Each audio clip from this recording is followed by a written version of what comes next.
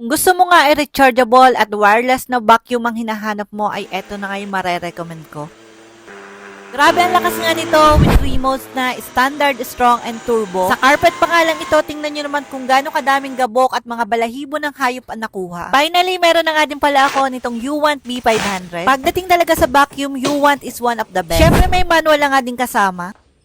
May dalawang nozzle head at depende nga ito sa iyong paggagamitan. Para nga sa mas efficient and effective na pagbabacuum ay naka B-shape na nga rin ang kanyang brush.